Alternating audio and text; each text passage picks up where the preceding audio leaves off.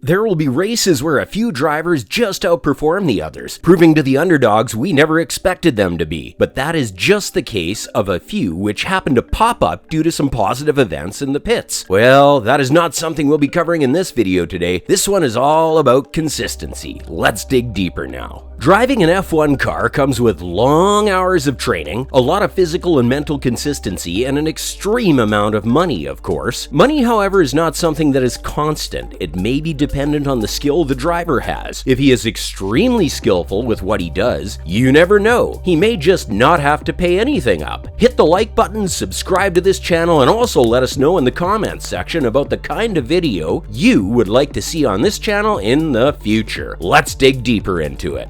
We will start with the driver at number 10. Anyone who loves F1 and has been an ardent follower of the updates would certainly have heard of Niki Lauda. He has been one of the elite drivers who bagged up trophies upon trophies and is not at all new to the podium at the end of each and every race. After his first race in 1971 at the Austrian Grand Prix, he proved that he is one of the greatest drivers to have ever existed in this world and has a much higher standard than anyone else in the sport. He has been on the pole 24 times and has won the championship thrice in 1975, 1977, and 1984. Now, the numbers don't look like a lot, but what makes him important is the kind of inspiration he set out for the youngsters out there. He was spotted with immense talent up his sleeve and proved to be in perfect sync with the Ferrari 312 he was provided with. As time passed, the rivalry between him and James Hunt came to the forefront, and a lot of people even speculated a spectacular performance between the two.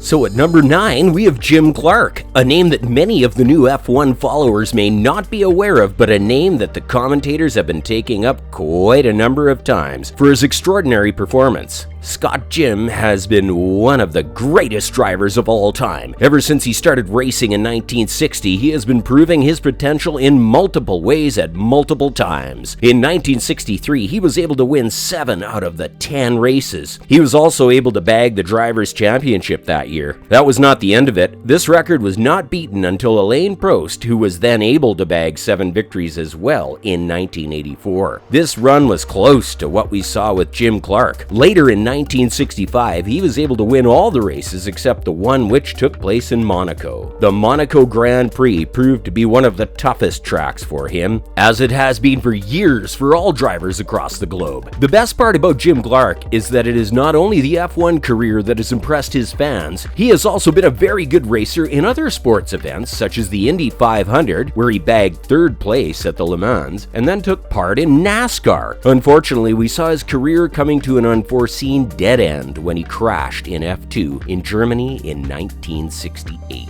Next up at number 8, we have Jackie Stewart. As we move up the list, you will notice that the names are very much the same as you expected them to be. The reason behind this is their efficiency. He first started racing in the 1965 South African Grand Prix and has since then been able to win 3 championships, one in 1969, 1971, and then 1973. He spent a significant part of his life learning from his father as he watched him racing his motorbikes. He continued learning extensively and later propagated the same throughout his career. Even after retiring from the sport, he was considered the favorite of many. Number 7 has been reserved by Fernando Alonso. Yet again, a pretty famous driver who has been on the racing grid for quite a while now. He started racing in 2001 and we saw this young guy on the grid in the Australian Grand Prix. He has since then been able to bag 2 championships and has been the favorite for a lot more according to the experts. He had an extensive interest in karting, which was duly noticed by his father, who later took him to the club. He was found to have showcased some extensive knowledge about the sport and was also able to grasp the theory at a much faster rate than the others. His career has been like a volatile market, hence we saw some major falls in them as well. He raced for McLaren in 2015, and by the end of 2018, it looked like things may just end in a pretty bad manner for him. However, he came back onto the grid against all speculations and proved his worth in the years later till date. As a matter of fact, his presence in the sport was not seen for a while when he left it in 2018. This was never a bad move since he was able to win at the Le Mans on 2 separate occasions, so his driving skills never went down. It was just the time he spent on the team that brought out some inconsistencies in his performance. He later returned to F1 in 2021.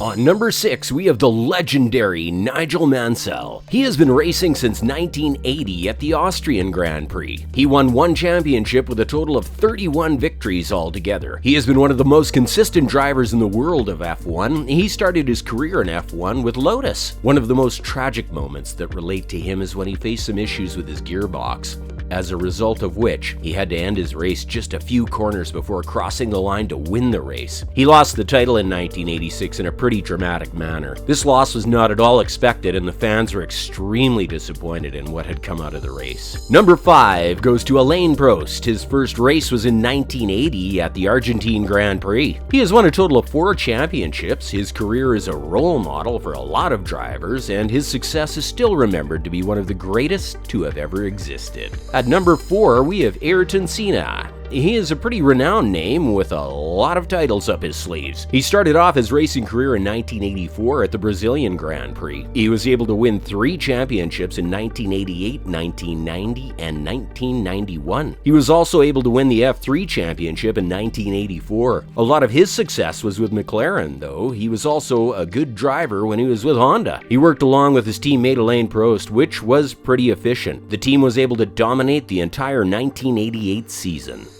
Now, let us get to the top 3 for the day. We will be starting with the 3rd place, and it goes to Sebastian Vettel. It was a close comparison for us to make, as the second contender that you will see gave him a very good competition. He made his first appearance in 2007 at the United States Grand Prix and has been able to win 4 championships since then. He won these championships in the years 2010, 2011, 2012, and 2013. So he has consistently been winning it for the team that made him one of the most reliable drivers to ever be present in the world. He has also been one of the youngest drivers to take up the pole position after a wet qualifying session. This is what made him even more popular than he already was.